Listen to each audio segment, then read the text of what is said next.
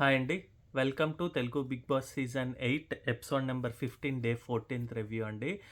So, ఈరోజైతే పెద్దగా review అంత అంటే కంటెంట్ ఏముండదు కదా! Sunday is a fun day అంటారు.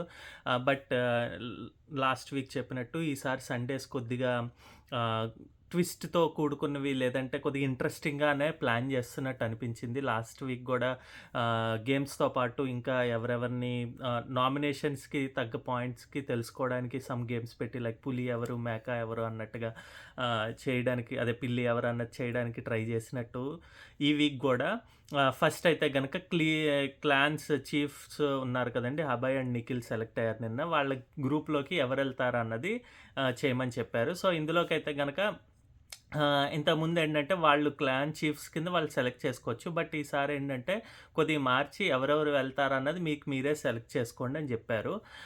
ఇందులో ఫస్ట్‌గా చూస్తే గనక ఫస్టేమో విష్ణుప్రియ వచ్చారండి. తను పిలిస్తేనేమో నిఖిల్ టీమ్ అంది. ఎందుకు అని అడిగితేనేమో ఆహ్, ఇక్కడ కొద్దిగా సోనియాకి ఫేవర్‌గా ఉంటాడు అన్నట్టుగా చెప్పిందనమాట. తను చెప్పాలి అనుకుంటూ చెప్పలేక చెప్తున్నట్టు చేస్తోంది. బట్ ఇదే కొద్దిగా మార్చుకుంటే బావుంటుంది విష్ణుప్రియలో.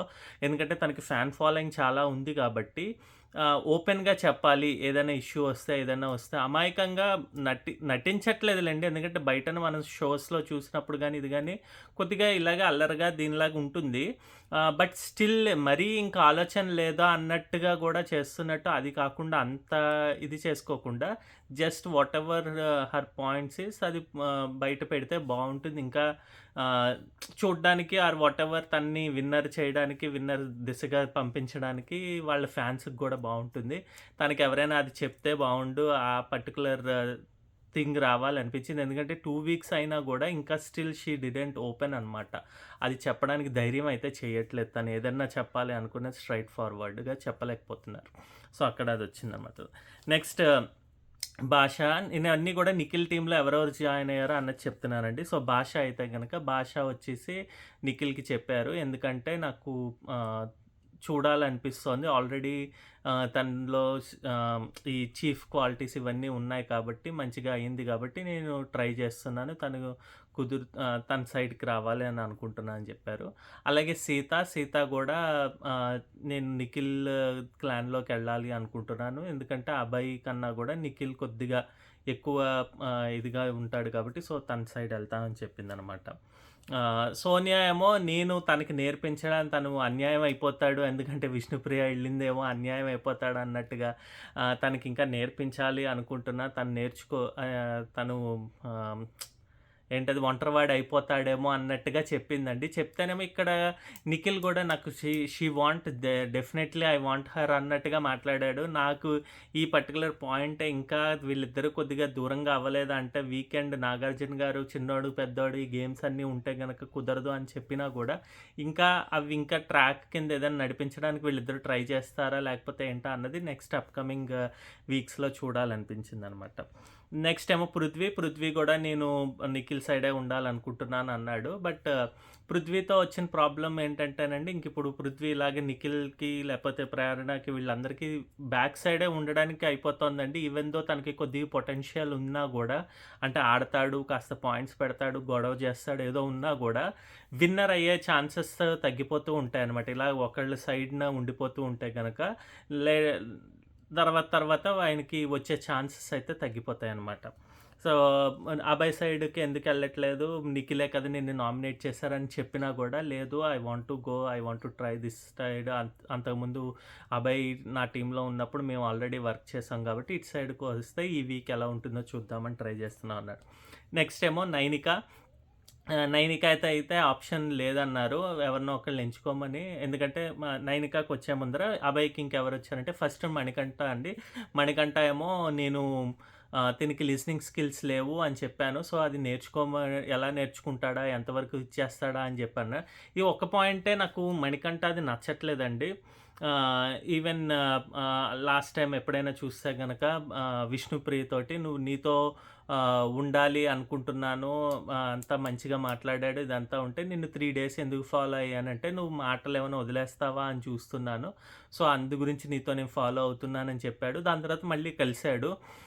ఇలాగా అంటే నీలో ఎదుటి మనిషిలో తప్పులు ఎంచడానికే చూద్దాము, పరీక్షిద్దాము అనుకోవడం అది నాకు నచ్చట్లేదండి. తను జెన్యూన్‌గా ఎళ్లి తనతో ఆడి ఇది మంచిగా ఉన్నట్టుగా అన్నా ఉండాలి. లేదంటే తనకి ఎగెయిన్స్ట్‌గా ఏదైనా ఒక మనిషి నచ్చలేదంటే తనకి ఎగెయిన్స్ట్‌గా అన్నా ఎళ్ళుండాలి గానీ, తనతోటి ఎళ్లి జర్నీ చేసి కావాలని తప్పులు ఎంచడానికే చేయడానికి అన్నది అది నాకు నచ్చట్లేదు. మళ్ళీ అలాంటిదే చెప్పాడు. తనతోటే ఉండి తను ఎలా చేస్తాడా అనడం నాకది నచ్చలేదు. But still okay. తను నిఖిల్ సైడ్ కాకుండా ఇక్కడుంటే గనక లాస్ట్ వీక్‌లో నిఖిల్‌తో ఉన్నప్పుడు తనకేం పేరు రాలేదు. తను ఈవెన్ దో తను కష్టపడి తను డబ్బులు సంపాదించినా గూడా తనకేమీ లాభం లేదండి. ఈవెన్ ఫుడ్ గూడా లేకుండా ఉంది. అది జరిగింది. నెక్స్ట్ ఏమో నబీల్ ఏమో వచ్చేసి నేను అభయ్ సైడ్ ఉందాం అనుకుంటున్నాను. అభయ్ అన్న మంచిగా ఉంటాడు ఇది అని చెప్పారు. అలాగే ఆదిత్య గూడా అభయ్ సైడ్ ఉంటాను మంచిగా ఉంటాడని ఇవన్నీ గూడా మంచిగా అందరి మాట వింటాడని వీళ్ళందరూ చెప్పారు. ప్రేరణ ఏమో తనకి గూడా అభయ్ సైడ్ ఎందుకు ఉండాలనుకుంటున్నానంటే తను ఎక్కువ లిజనింగ్ స్కిల్స్ కానీ ఇవన్నీ గూడా ఉంటాయి. ప్లస్ అందరిని అర్థం చేసుకుంటాడు. అందరికీ ఛాన్స్ ఇస్తాడు అన్నట్టుగా మాట్లాడింది మరి. చూడాలి. ఇంకా యష్మికిని అండ్ నైనిక వాళ్ళిద్దరూ ఇంతకుముందు ఔట్ ఆఫ్ చీఫ్ కాబట్టి ఎవరిని ఎంచుకుంటావు అని అభయ్‌ని అడిగారు. ఎందుకంటే కొత్త చీఫ్ హెడ్ కాబట్టి. సో, తనని వచ్చేసి యష్మిని ఎంచుకున్నారు కాబట్టి నైనిక ఆబ్వియస్‌గా ఇంక తనకి చాయిస్ లేదు నిఖిల్ సైడ్ ఎళ్ళడానికి. సో, అలాగైతే జరిగిందనమాట. ఇక్కడ మిగతా వాళ్ళందరూ గూడా లిజనింగ్ స్కిల్స్ లేపోతే ఇదిగా ఉంటాడు అని చెప్పారు. ఒక్క మణికంఠ తప్పితే అభయ్ విషయంలో. బట్ నేను గమనించిన వరకు అభయ్ ఏంటంటే ప్రస్తుతానికి ఇంకా గూడా ఇంకా ఏదో ఒక ముసుగులో ఉండి అందరితోటి మంచిగా ఉండాలి. నేను మంచిగా ఆడతాను. లేకపోతే పర్టిక్యులర్ పర్సన్ తోటి ఇలాగా అన్నది చేస్తున్నాడు. Plus at the same time in the back side గూడా కొద్దిగా ఎళ్లి అయ్యో! ఇదేంటి ఇలా అని నెగెటివ్ వర్డ్స్ చెప్పేస్తున్నాడు. అంటే నిఖిల్ మంచోడు గాదు, యష్మి మంచిది గాదు, సోనియా ఇలాంటిది లేకపోతే ప్రేరణ, విష్ణుప్రియ ఇలాంటిది అని ఇలా కొన్ని కొన్ని ట్యాగ్స్ అయితే ఇచ్చేస్తున్నాడు. సో, అది నచ్చట్లేదండి. ఈవెన్ దో వాళ్ళు లేనప్పుడు వాళ్ళ గురించి నెగెటివ్‌గా చెప్పాల్సిన అవసరం లేదు. తనకి నచ్చితే ఓకే. నచ్చినట్టు నువ్వు చేస్తుంది నాకు నచ్చుతోంది. లేదంటే నచ్చట్లేదని చెప్పాలి. అది చెప్పకుండా బ్యాక్ సైడ్ మాత్రం చెప్తున్నట్టు అనిపిస్తుంది. సో, అంటే వాళ్ళ ముందరేమో ఒకటి, బ్యాక్ సైడ్ ఏమో ఇంకోటి చెప్తున్నట్టు అనిపిస్తుంది. ముందు ముందు గేమ్ అభయ్‌ది ఎలా ఉంటుందో చూడాలనమాట. నెక్స్ట్ దాని తర్వాత గేమ్స్ ఆడించారు. మామూలు వీకెండ్ ఫన్ డే యాక్టివిటీస్ కింద. ఇంకా దాని తర్వాత ఏమో ఆదిత్య అండ్ భాష ఇద్దరిలో అందరిని సేవ్ చేసుకుంటూ వచ్చారు. సేవింగ్ ప్రాసెస్‌లో ఆదిత్య అండ్ భాష మిగిలిపోయారండి. ఆ మిగిలిపోయినప్పుడు వాళ్ళిద్దరికీ ఏమో దండలు వేసి హౌస్‌మేట్స్ అందరిని చెప్పమని చెప్పారు. ఇదే బిగ్గెస్ట్ ట్విస్ట్ అన్నారు. ఇది యాక్చువల్‌గా బిగ్గెస్ట్ ట్విస్ట్ సీజన్‌లో ఏం కాదండి. అంతకుముందు తేజును ఇంకా కౌశల్ వీళ్ళందరూ కలిసి ఎవరినో ఒకళ్ళిద్దరిని మీరే సేవ్ చేయాలి అని చెప్పి అప్పుడు తనెవరు శ్యామల ఇంకా ఎవరో ఉన్నవాళ్ళని ఐ థింక్ శ్యామలని పంపించేసి ఇంకోళ్ళని ఉంచారనుకుంటాను. అందుంచే శ్యామల మళ్ళీ వైల్డ్ కార్డ్ ద్వారా వచ్చారు తను. సో, నాకైతే అది అర్థం కాలేదు. ఇప్పుడు అలా వస్తే గనక భాష గూడా వచ్చే ఛాన్సెస్ ఉన్నాయేమో అన్నది ఒక డౌటు. బట్ ఇక్కడ ఫస్ట్ అయితే గనక అందరూ ఎక్సెప్ట్ ఒక్క సీత తప్పితే మిగతా ఉన్న మిగిలిన హౌస్‌మేట్స్ అందరూ గూడా అరౌండ్ ఇప్పుడు 13 మెంబర్స్‌లో వాళ్ళిద్దరిని తీసేస్తే మిగిలిన 11 మెంబర్స్‌లో ఒకళ్ళు తప్పితే 10 మెంబర్స్ ఆదిత్యకి ఏశారు. సో, నాకది రీజను అందులో ఓన్లీ నాకు తెలిసి మణికంఠ ఒకళ్ళు కరెక్ట్‌గా అంటే తనేం జెప్పారంటే నాకు అతనితో కనెక్షన్ లేదు. ఇతనితో కనెక్షన్ వచ్చింది కొద్దిగా. సో, అందుంచి నేను ఆదిత్యకేస్తున్నా అని చెప్పాడు గానీ అదొక్కటే కొద్దిగా ఏదో పర్సనల్ ఫీలింగ్ అని చెప్పొచ్చు. మిగతా అందరూ మాత్రం ఆయనకి హంగర్ ఉంది. ఆయన ఆడతాడు. ఈయన ఆడలేడు. ఈయనకి 1 వీక్ నుంచి డల్‌గా ఉన్నాడు. ఈయన డల్‌గా లేడని చెప్పాడో నాకు అదే అర్థం కాలేదు. అంటే రీజన్స్ కూడా లేవా? ఒకళ్ళు ఫస్ట్ ఎవరొచ్చి ఏం చెప్తే అదే అన్నట్టుగా అయిపోయింది. ప్రతి ఒక్కళ్ళు అదే చెప్పారండి. అసలు మాట కూడా మార్చలేదు. ప్రేరణ చెప్పినట్టు I agree with Prerana, I agree with Vishnupriya, ఇలాగ ఐ అగ్రీ విత్ అభయ్ అన్న అని చెప్పి ఒక్కొక్కళ్ళు చెప్పుకుంటూ వెళ్ళిపోయి వేసేసారు.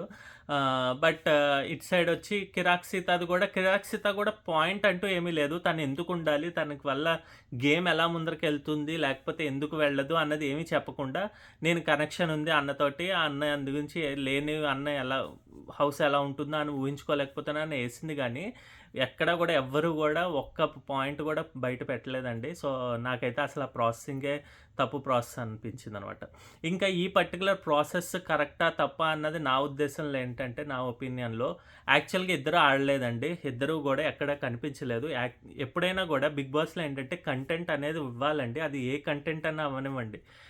Either comedy, either serious, either ఏంటది మన సింపతి యాంగిల్, లేకపోతే ఒక లవ్ యాంగిల్, లేకపోతే జెన్యూనిటీ, లేకపోతే ఏంటది గేమ్స్ బాగా ఆడి కష్టపడిపోతున్న గేమ్స్ ఆడితే అంటే స్పోర్ట్స్ అన్నిటిలోనూ టాస్కుల్లో విన్ అవుతూ వచ్చిన లేకపోతే పాయింట్ ఎలాగైనా పాయింట్ పెట్టి గొడవాడి సాధించే రకంగా ఇలాగ ఏదైనా ఒక కంటెంట్ పరంగా ఇస్తే గనక ముందరకెళ్తారు.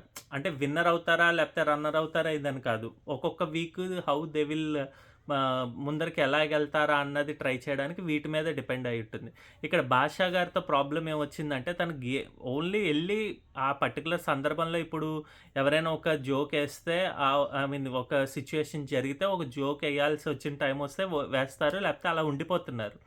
ఆయనకి ఉన్న పర్సనల్ రీజన్ అయినా గూడా ఆ ఆ ఒక్క వారమే కాదు కదా! అంటే లాస్ట్ వీక్ గూడా చూస్తే గనక ఆయనేమి ఎక్కువ అంత ఎళ్లి ఆయనకొచ్చిన అదేంటది ఆరెంజ్ గొడవ సోనియా తోటి వచ్చింది గూడా క్లియర్‌గా చెప్పలేకపోయారు.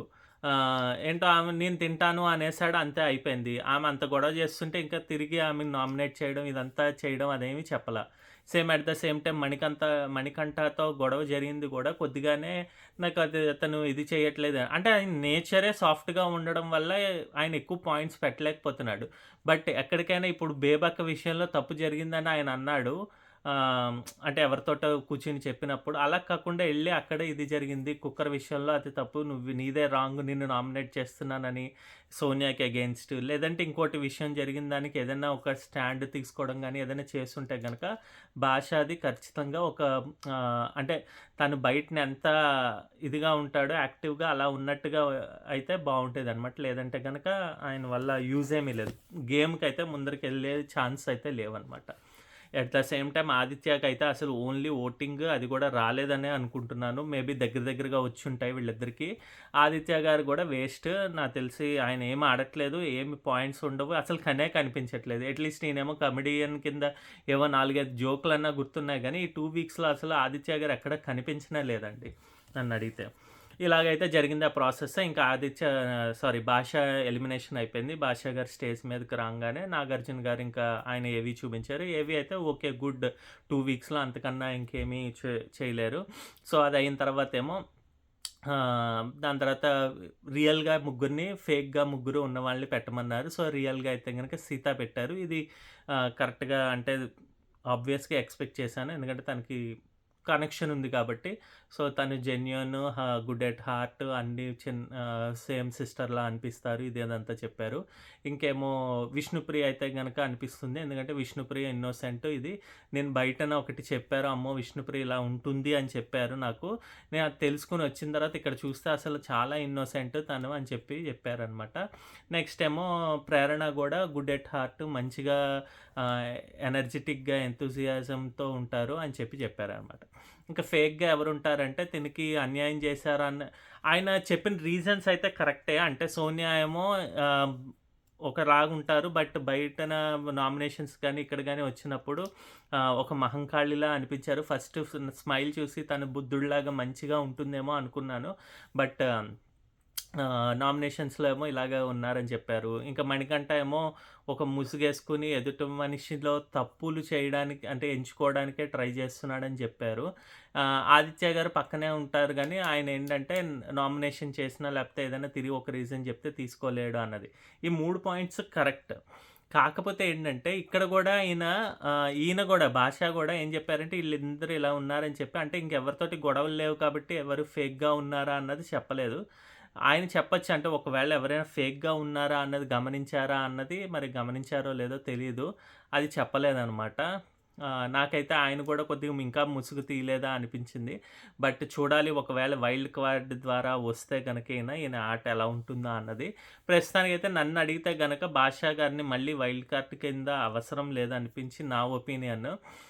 ఎందుకంటే ఆయన యొక్క సాఫ్ట్ నేచర్ గనుక ఇలాగే ఉంటే గనక ఆయన ఇంక మహా అయితే మళ్ళీ వచ్చినా గూడా 1 ఆర్ 2 వీక్స్ ప్లస్ ఆయనకి ఫాలోవర్స్ కానీ, పీఆర్ గానీ ఏమీ లేనట్టు అనిపించింది. ఓటింగ్ పర్సెంటేజ్ కూడా ఎక్కడ అంత డ్రాస్టిక్‌గా చేంజ్ అయినట్టు అంటే ఈయన గురించి ఓట్స్ ఎయ్యాలి అన్నట్టుగా ఎక్కడ జరగలేదు.